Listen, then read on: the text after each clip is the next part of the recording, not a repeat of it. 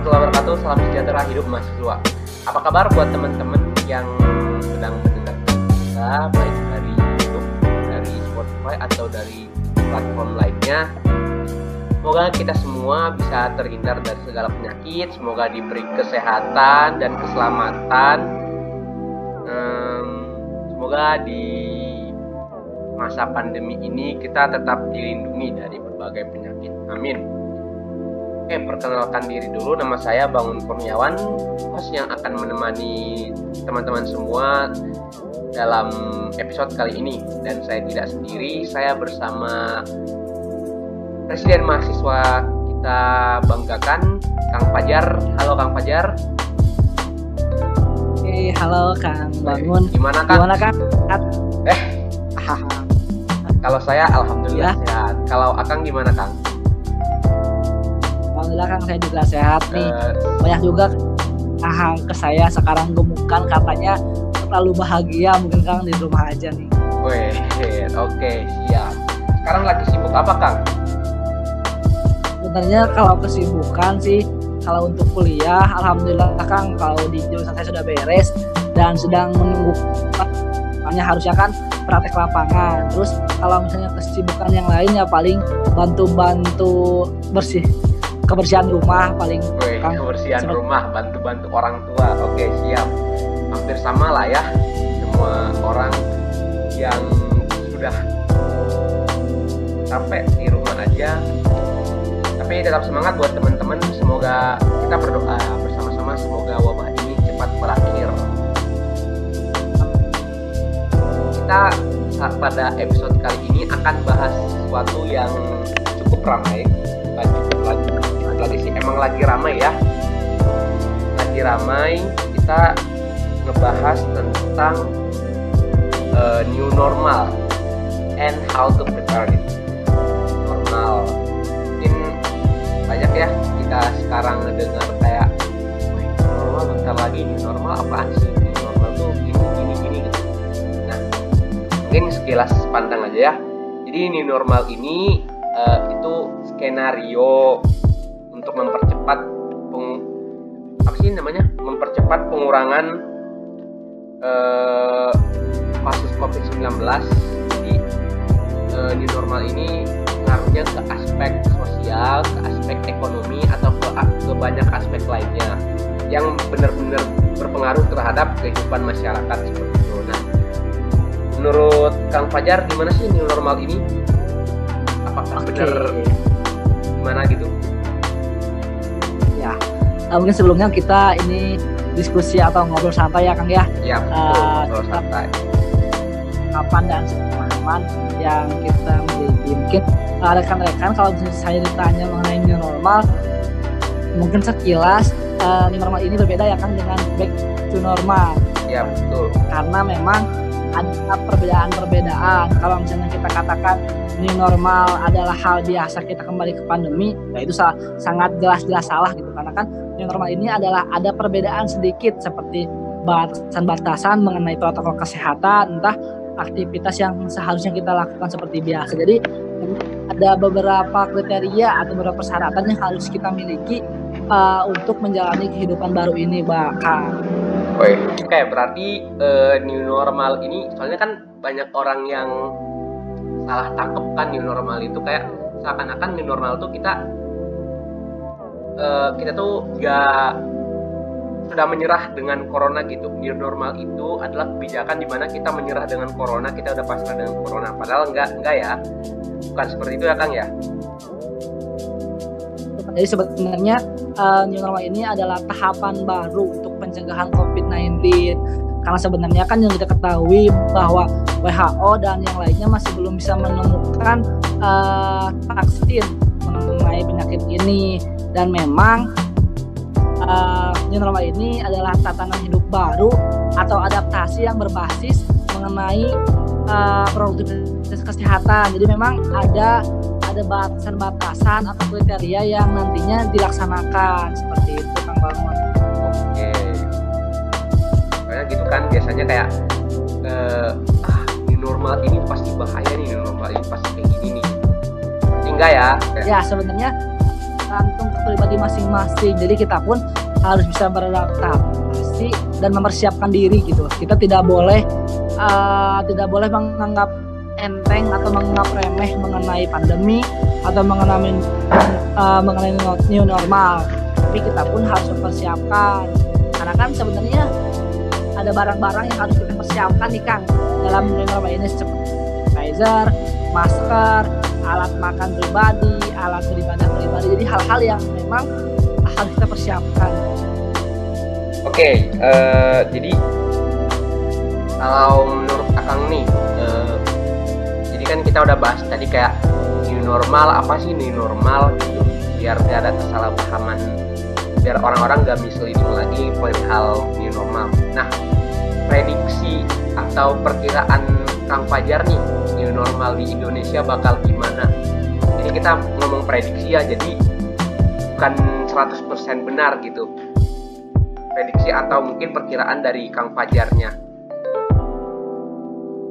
Kalau dari saya pribadi Kang, kalau prediksinya sebenarnya kan di kota-kota besar pun sudah ada pelonggaran PSBB ya, yang kita ketahui sudah seperti toko-toko sudah dibuka, swalayan pun sudah dibuka. Jadi ya memang sebenarnya Indonesia pun sudah merumuskan atau sudah merujuk ke arah sana. Namun untuk masyarakatnya memang masih belum siap menurut saya, karena kan tidak jauh lah kita tanyakan saja ke orang terdekat kita, mungkin mereka masih belum mengetahui langkah apa saja yang harus disiapkan, barang-barang apa saja yang memang harus disiapkan untuk new normal, atau batasan apa. Jadi memang harus sinkron antara kebijakan dan perilaku masyarakat. Jadi memang harus ada sosialisasi besar-besaran mengenai hal ini agar nantinya masyarakat pun bisa bersama dan bisa bergotong royong menghadapi new normal yang dilakukan oleh Indonesia. Seperti itu Kang. Jadi kan kayak Akang tadi ngomong nih, awal mula new normal tuh karena belakangan ini sudah terjadi pelonggaran PSBB. Nah, berarti apakah new normal nantinya juga bakal seperti itu gitu? Maksudnya kan kayak new normal nanti tetap ada keramaian gitu, ataukah new normal nanti keramaiannya beda lagi, seperti entah ada protokol kesehatan kah atau bagaimanakah gitu? Yang betul yang tadi dikatakan oleh Kang Bangun, jadi mengenai keramaian, mengenai aktivitas masyarakat tentunya pasti akan seperti semula, namun ada sedikit perbedaan seperti protokol kesehatan yang harus dipatuhi oleh masyarakat, seperti pengecekan suhu, kita harus jaga jarak, jaga aman dengan antar individu. Jadi memang masih ada sedikit ketakutan atau kekhawatiran oleh masyarakat yang harus ditanam agar tidak menyepelekan hal-hal ini. Jadi ya memang virus ini akan terus ada, tapi ya kita pun harus optimis bahwa virus ini bisa kita lawan bersama. Jadi memang ya saya harapkan masyarakat pun dapat memahami terlebih dahulu apa itu new normal, fungsinya seperti apa, syarat-syarat ketentuannya harus diketahui sebelum mereka benar-benar terjun ke aktivitas seperti biasa. Jadi memang harus ada sosialisasi besar-besar yang dari saya sampaikan agar tidak adanya miskomunikasi lah antara masyarakat dengan pemangku jabatan yang dilakukan. Oke, berarti kalau dari segi kesiapan apa aja nih kira-kira yang harus kita persiapkan gitu sebagai masyarakat Indonesia, sebagai warga Indonesia, apa aja sih kita harus kita siapkan untuk menghadapi new normal ini gitu, baik dari segi mungkin dari segi barang-barang atau dari segi kesiapan dalam segala hal gitu. Untuk persiapan dari pribadi sebenarnya kita bisa dilakukan di rumah masing-masing ya Kang, seperti selalu membersihkan alat pribadi seperti alat makan, alat beribadah dan yang lainnya, dan ya tetap kita selalu mencuci tangan sebelum dan sudah melakukan sesuatu, karena ya tetap protokol kesehatan ya ada di diri kita sendiri gitu. Tetap melakukan hygiene sanitasi halal kita berbicara mengenai kesehatan tersebut. Jadi memang ya kita pun setelah kita melaksanakan diri kita, ya kita bisa mengajak teman-teman yang lain atau kerabat yang lain untuk tetap melakukan protokol kesehatan. Karena ya tidak jarang saya pun melihat banyak masyarakat yang sekarang sudah menghilangkan norma-norma atau menghilangkan aturan-aturan di PSBB ini. Jadi mereka sudah menyepelekan lah. Nah, seharusnya new normal ini masih tetap ditingkatkan, namun memang kita tetap waspada walaupun bisa beraktivitas seperti semula. Oke. Jelas tentang new normal lagi ini kan kita udah bahas tentang apa sih new normal itu, gimana sih kesiapan warga Indonesia menghadapi new normal, terus apa aja yang harus kita siapkan gitu. Nah, kita kan sebagai mahasiswa kan yang termasuk istilahnya kayak kita sedang menempuh pendidikan gitu di kampus. Nah, kira-kira langsung gimana ya pengaruh new normal terhadap pendidikan, kira-kira gimana Kang? Pengaruh pandemi ini pertama, sebelum kita ke new normal, pengaruh pandemi yang akan rasakan selama ini terhadap pendidikan bagaimana? Oke, kalau ditanya mengenai pendidikan pun berada di ranah mahasiswa, jujur merasa kaget mungkin ya teman-teman mahasiswa pun merasakannya, yang biasanya kita kuliah secara langsung bersama dosen dan rekan-rekan, sekarang kita hanya bisa menatap layar handphone atau laptop mungkin. Jadi ya memang terasa berat karena memang kegiatan atau aktivitas di kampus terasa hilang dan memang banyak tugas yang selalu tergantung dengan jaringan maupun sinyal, karena kan mahasiswa pun berbeda daerahnya, ada yang memang di kota maupun ada di tempat-tempat terpencil. Jadi memang ya sinyal dan jaringan pun itu menjadi salah satu kriteria penunjang dalam kuliah daring ini. Lalu ya itu tadi kurangnya diskusi langsung gitu bersama teman-teman, otak pun ya merasa terlalu rumit lah kalau bisa dikatakan, karena kan terlalu menatap layar laptop dan handphone. Paling gitu sih Kang kerugiannya, ya kita ya memang ilmu kita dapatkan, pembelajaran dan pemahaman masih kita bisa dapatkan, namun pengaplikasiannya seperti praktik di lapangan dan yang lainnya, karena kan Kemenkes Bandung merupakan institusi atau perguruan vokasi ya, yang 60% praktek dan 40% teori. Jadi memang dititik beratkan mengenai pengaplikasian yang sudah kita dapatkan dalam kuliah daring ini. Jadi kalau kata Pak Kang Fajar tadi kan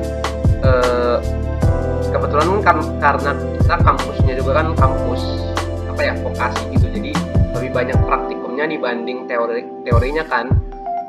Rata-rata jurusan di Poltek itu kan jadi kayak ngerasa rugi gak sih? Jadi praktikumnya tuh jadwal buat waktu yang harusnya kita bisa belajar praktikum langsung jadi terpotong gitu gara-gara pandemi ini gitu. Nah, menurut Kang gimana Kang?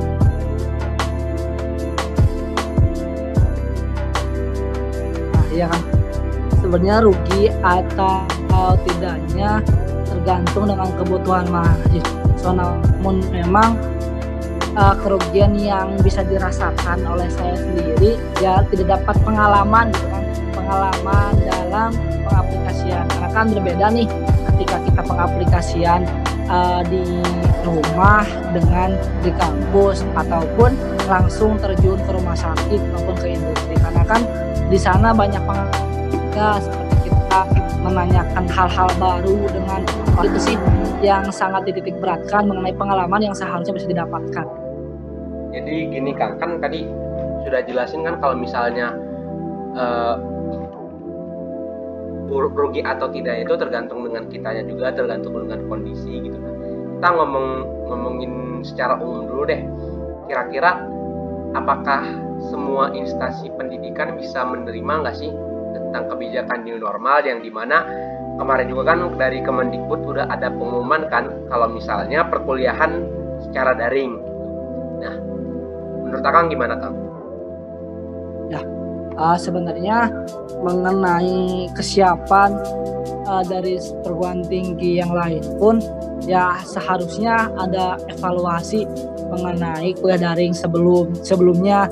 Jadi memang hal-hal yang kekurangan atau kesalahan bisa diperbaiki seterusnya. Jadi memang harus ada evaluasi mengenai kuliah daring ini.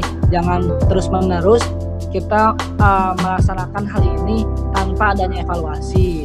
Yang kedua sebenarnya dari kemarin dari keputusan bersama dari kementerian pun masih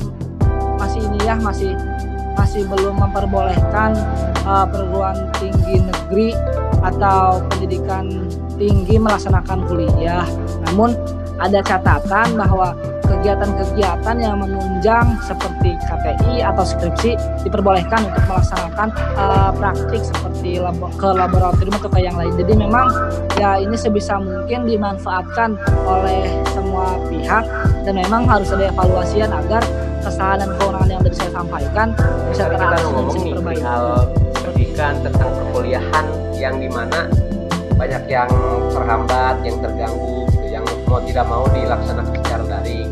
Nah, bagaimana kabarnya dengan kegiatan mahasiswa? Kan kegiatan mahasiswa juga kan, apalagi terkhusus di BMKM sendiri kan banyak yang misalnya beberapa program agenda yang harusnya kita laksanakan secara langsung kan mau tidak mau diganti jadi metode online. Seperti kita sudah melaksanakan ngopi, ada Osama, ada iOS, ada Oktop, ada upgrade iman. Nah, otomatis kan yang harusnya kita adakan secara langsung, secara tatap muka, tapi karena pandemi kita mengadakannya secara online. Apakah menurut Akang nih, apakah proker agenda itu termasuk yang tidak maksimal atau bagaimana kalau misalnya kita mengubah suatu proker atau agenda menjadi online? Sebenarnya ini juga kekhawatiran atau keresahan bersama ya. Saya pun seringkali sharing bersama ormawa di perguruan tinggi lain ya, memang ini juga ya keresahan bersama gitu. Tapi perlu digarisbawahi bahwa permasalahan ini bukan sebuah halangan, tapi sebuah tantangan untuk kita tetap berkarya. Karena kan sebenarnya kita sudah merencanakan hal ini, kita sudah merencanakan tanggal pelaksanaan, kita sudah melaksanakan konten, namun apa boleh buat, mungkin takdir alam yang sudah mencatatkan sejarah baru bahwa ya kita pun harus bisa merubah plan-plan yang sudah kita rencanakan. Jadi ya sebisa mungkin hal-hal inilah yang membuat kita tetap berkarya gitu. Jangan sampai sebuah permasalahan ini membuat kita berdiam diri. Karena pada dasarnya berdiam diri bukan selalu menjadi solusi gitu.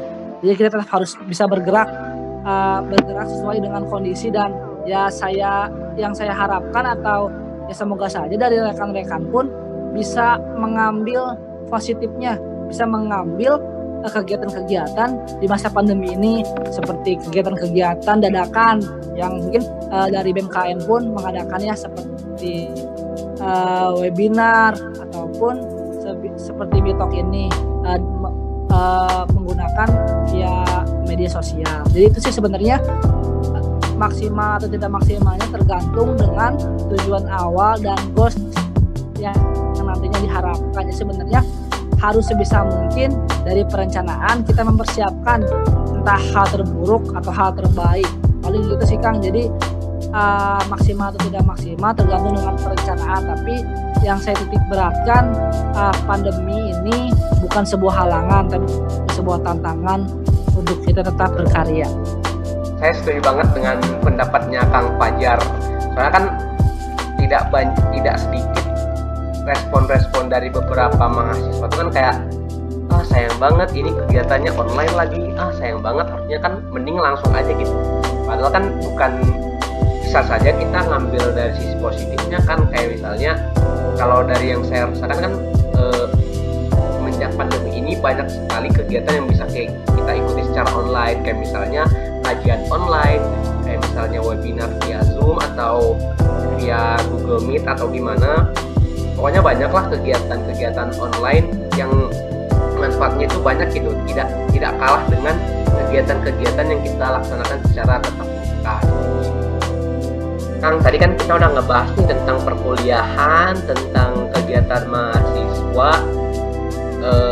yang dimana di masa pandemi ini banyak sekali tantangan yang harus kita hadapi gitu, seperti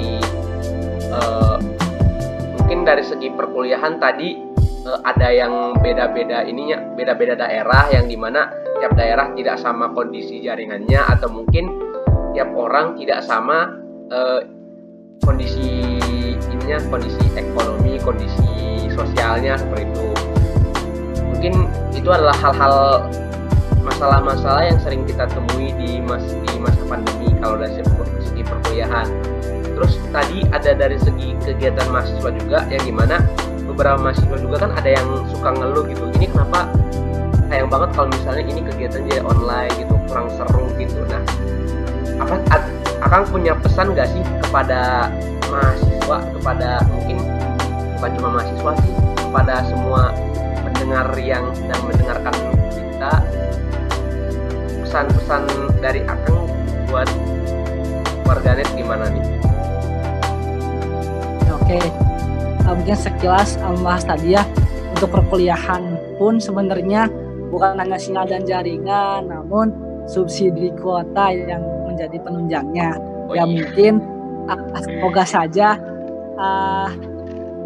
pihak kampus yang memang belum menurunkan subsidi bisa segera menurunkan subsidi, entah memang dari daerah atau memang tertentu gitu. Semoga saja memang bisa menyamaratakan keadilan bagi seluruh mahasiswa di Indonesia. Nah, mengenai pesan terhadap warganet nih yang mendengar mengenai kegiatan online atau kegiatan selama pandemi, sebenarnya apa yang memang dilakukan oleh organisator tidak akan menjadi hasil apabila sasarannya pun tidak menerimakan dengan kondisi saat ini.